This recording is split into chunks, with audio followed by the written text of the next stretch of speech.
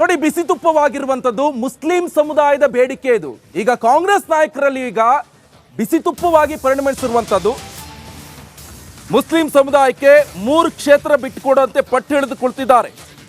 ಯಾವುದೆಲ್ಲ ಹಾಗಾದ್ರೆ? ಹಾವೇರಿ, ಬೆಂಗಳೂರು ಕೇಂದ್ರ, ಬೀದರ್ ಕ್ಷೇತ್ರದ ಬೇಡಿಕೆಯನ್ನ ಮುಸ್ಲಿಂ ಸಮುದಾಯದವರು ಇಟ್ಟಿರುವಂಥದ್ದು. ಆದರೆ ಹಾವೇರಿಗೆ ಅಭ್ಯರ್ಥಿ ಘೋಷಣೆ ಮಾಡಿದ್ದಾರೆ ಕಾಂಗ್ರೆಸ್ ಈಗಾಗಲೇ. ಬೆಂಗಳೂರು ಕೇಂದ್ರದಿಂದ ಶಾಸಕ ಹ್ಯಾರಿಸ್ ಕಣಕ್ಕಿಳಿಸುವಂತ ತಂತ್ರಗಾರಿಕೆಯಲ್ಲಿ ನಡೀತಾ ಇದೆ.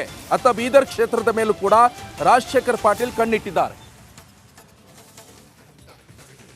ಬೀದರ್ ಲೋಕಸಭಾ ಕ್ಷೇತ್ರದಲ್ಲಿ ಬರೀ ಕಾಂಗ್ರೆಸ್ಸಿಂದ ಘಟಾನುಘಟಿ ನಾಯಕರು ಸ್ಪರ್ಧೆಗೆ ಹಿಂದೇಟು ಹಾಕ್ತಾ ಇದ್ದಾರೆ. ಇದರ ಮಧ್ಯೆ ಈಗಾಗಲೇ ಬೀದರ್ ಲೋಕಸಭಾ ಕ್ಷೇತ್ರದಲ್ಲಿ 3.5 ರಿಂದ 4 ಲಕ್ಷ ಮತದಾರರು ಮುಸ್ಲಿಂ ಸಮುದಾಯದವರಿದ್ದಾರೆ. ಹೀಗಾಗಿ ಈ ಬಾರಿ ಬೀದರ್ ಲೋಕಸಭಾದಲ್ಲಿ ಮುಸ್ಲಿಂ ಸಮುದಾಯಕ್ಕೆ ಟಿಕೆಟ್ ಬೇಕೇ ಬೇಕಂತೇಳಿ ಈಗಾಗಲೇ ಸಮುದಾಯದ ಸಚಿವರಾದ ಜಮೀರ್ ಅಹಮದ್ ಇರ್ಬೋದು, ರಹೀಂ ಖಾನ್ ಇರ್ಬೋದು, ಸಾಕಷ್ಟು ಜನ ಒತ್ತಾಯ ಮಾಡ್ತಾ ಇದ್ದಾರೆ.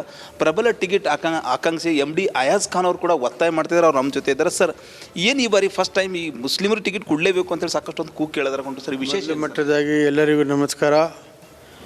ನಾನು ಈ ಸತಿ ಬೀದರ್ ಲೋಕಸಭಾ ಕ್ಷೇತ್ರದ ಪ್ರಬಲ ಆಕಾಂಕ್ಷಿಯಾಗಿದ್ದೀನಿ.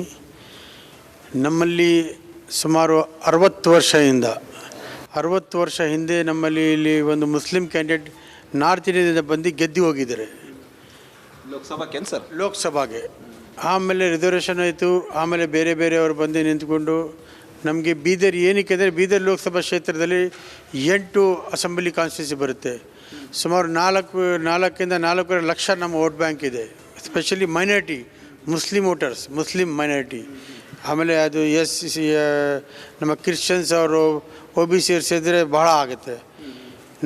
ನಾವು ನಮ್ಮ ಇದೇನೆಂದರೆ ಬೇಡಿಕೆ ಏನೆಂದರೆ ನಮಗೆ ಈ ಸತಿ ಕೊಡಿ, ನಮ್ಮ ಕೊಡುಗೆ ಇದೆ ಕಾಂಗ್ರೆಸ್ ಪಕ್ಷಕ್ಕೆ.